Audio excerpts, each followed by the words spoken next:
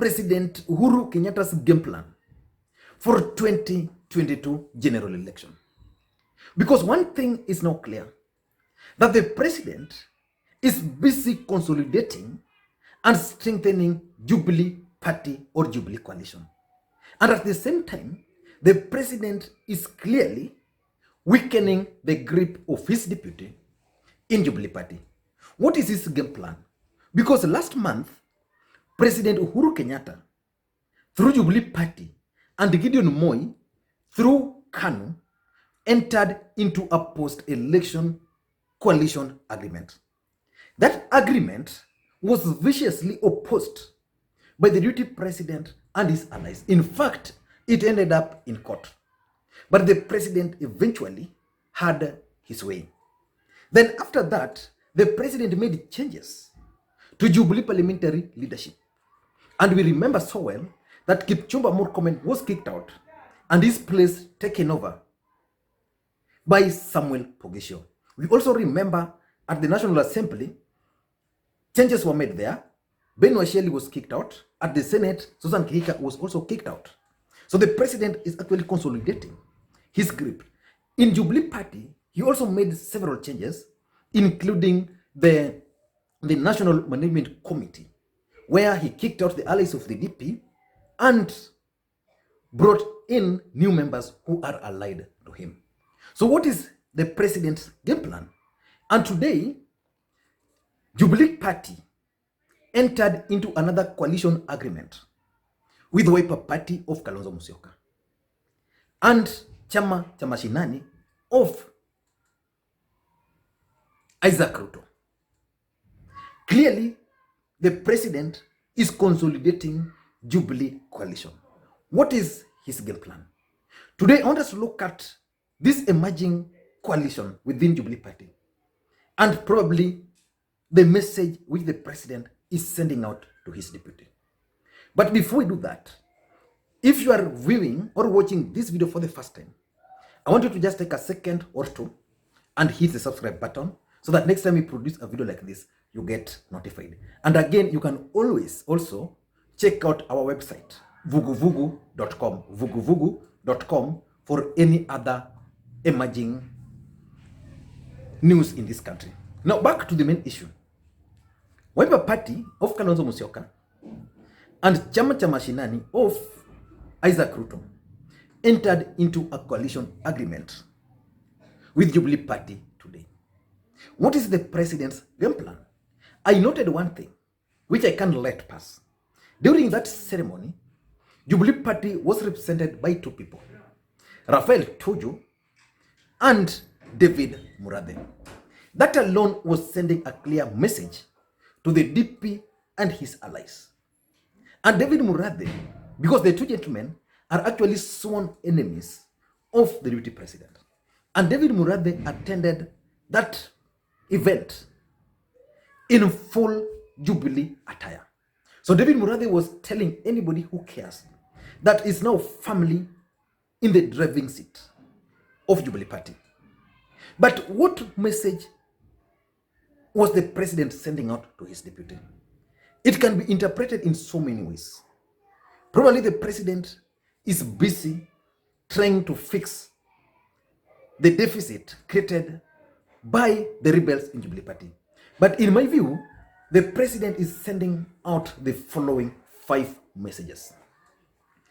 Number 1, I think the president is telling his deputy that, look here, there is no longer Jubilee party. What we have is Jubilee coalition. That's what the message the president is telling his deputy. So the deputy president will have no option but to look for a new political party.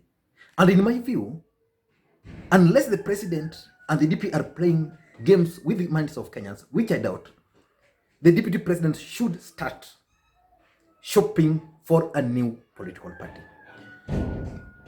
Jubilee party was a big political party. Several political parties merged. KANU refused to merge.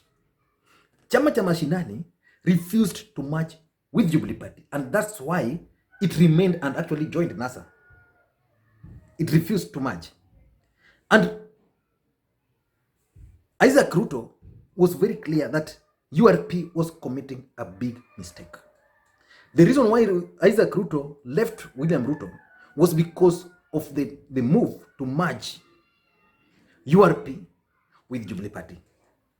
And today's move clearly points to the president's direction. He's telling the DP there is nothing like Jubilee Party. Remember, Jubilee was supposed to change its structure. And in the proposed change, Jubilee was supposed to have a president, the party leader, and 2 more deputy party leader. Currently, we have 1 deputy party leader. So if we had 2, then we are going to have 3 deputy party leader. Can now easily conclude that one of the deputy party leader is going to be the deputy president, because in that structure which was leaked, one of them was actually failed. Only 2 are remaining. So I want to assume that one of those seats is going to be filled by Gideon Moi and another one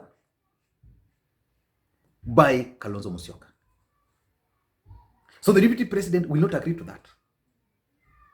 So the deputy president will have to leave. So he's telling his DP, this is it. Number 2, which I'm seeing from very far, and this is why I want you to monitor very closely the impeachment motion against Anne Waiguru. If Anne Waiguru will be sent home, then the deputy president is going to be sent home. But it's not going to be easy to send the deputy president home to impeach him. It's not going to be easy. For that to be executed successfully, the president must ensure that Jubilee is strong. He must bring a very strong coalition around him. Because now look at it. The president now has KANU, he now has Wiper. Those one basically adds for him perceptual value and even numbers at the Senate and at the National Assembly. ODM is going to support him, but ODM is not willing to merge. So once the president succeeds in merging these political parties, then of course Raila Odinga can easily now support him. Because the enemy of your enemy is your enemy, they can deal with the deputy president. So I don't want to rule out the fact that probably the president is preparing the ground to impeach his deputy. Unless I'm also thinking too fast. But now that's a possibility. If Anne Waiguru will go home, there will be no reason whatsoever why the deputy president cannot be impeached in the Republic of Kenya. Number 3, something also tells me that the President Uhuru Kenyatta, is keen on becoming the Prime Minister of the Republic of Kenya. And the BBI campaigns and the proposal is that we have a Prime Minister who will be appointed by the President. Now that Prime Minister will be running the day-to-day activity of the country. So assuming the President Uhuru Kenyatta decides to push for the presidency of Kalonzo Musyoka or even Gideon Moi, or remotely even of Raila Odinga, and then he has this coalition. If you add those coalition numbers, the president will have the highest number of members of parliament. So after the elections, these numbers cannot be used to make Uhuru Kenyatta the Prime Minister of the Republic of Kenya. Unaiona hapo? So basically what the president is doing, he wants to consolidate all these political parties together. Bring Kambas, bring Gideon Moi to consolidate a few of those Rift Valley places like Kipia, Nakuru, Masais, Turkana, through Gideon Moi and ODM. Central, of course, will go with him. Raila Odinga will take care of the rest of the country. Then they'll have majority, members of parliament. And that's the task the president has embarked on. I don't want to rule out that. the president is keen on becoming the deputy president of the Republic of Kenya. And I think this message has been sold to members of parliament, senators, and governors from central Kenya who have started ditching William Ruto's camp. Number 4, we must expect a cabinet reshuffle. Kalonzo Musyoka is going to join the government. If not him directly, but someone else. But I think Kalonzo Musyoka will not leave government appointment if it's given.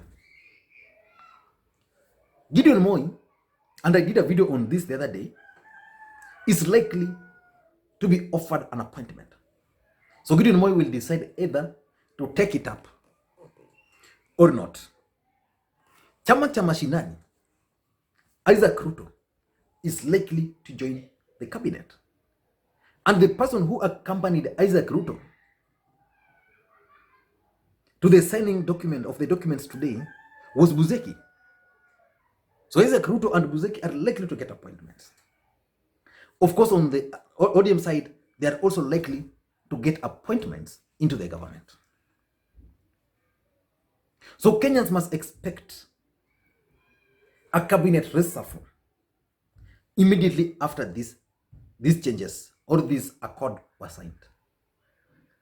And lastly, it's about legislative agenda of the president.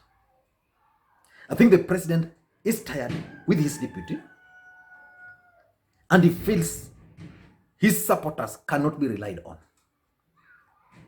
especially at the National Assembly. And when the president convened Jubilee Parliamentary Group meeting was it 2 weeks ago, Kenyans had expected them to sort out their issues. But this did not happen. Oscar Sudi was very clear that what happened there was not a Jubilee Parliamentary Group meeting. Uhuru aliwasomea. The same member of parliament, Caleb Kositany, also stated the same. That was not a Jubilee Parliamentary Group meeting.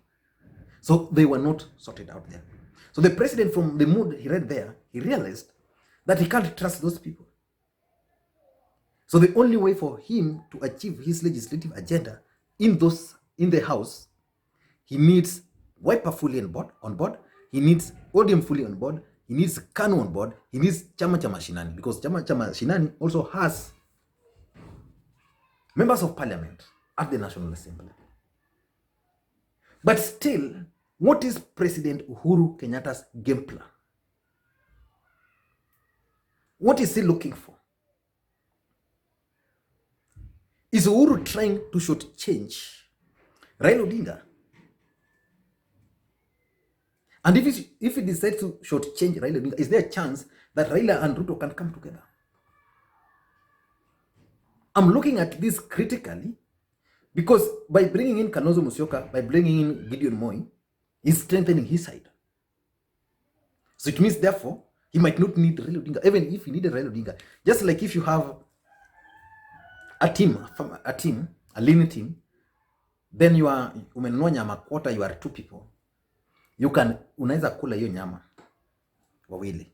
Okay, let's use half. Mkienda pale nje mchome pale, like I normally eat public service. Nichome kuku moja. We can eat that kuku 3 people. Get satisfied. 4 people will still get satisfied. A 5th person can come, but now you will not get satisfied. What about if a 6th person comes in? So I'm trying to look at it from that perspective. So things are going to unveil very soon because things are also moving so fast. But for now, that's my take. And if you are watching this video, if this video is coming to your screen for the first time, please don't waste your time. Just hit the subscribe button now so that next time we produce a video like this, you get notified. On this channel, what we do, we analyze politics. And the good thing, what we do here, you cannot get it anywhere else. And politics is what makes the world move. So just take a second to hit the subscribe button. Next time we produce a video like this, you get notified. And lastly, to the subscriber, people who have subscribed to this channel, mnajua vile huwa tunafanya interactions. We do it in a very simple way. Hit thumbs up if you like the video. If you don't, just thumbs down. Drop your comment. But the best one, especially this one, I want to ask you guys to kindly just share this video on your channels, Facebook, YouTube, anywhere. Share it with your friends. Thank you guys, and please may you have a good day. Tai imekaaje leo? Watu wamesema nimeng'ara sana. I'm not a Thai guy.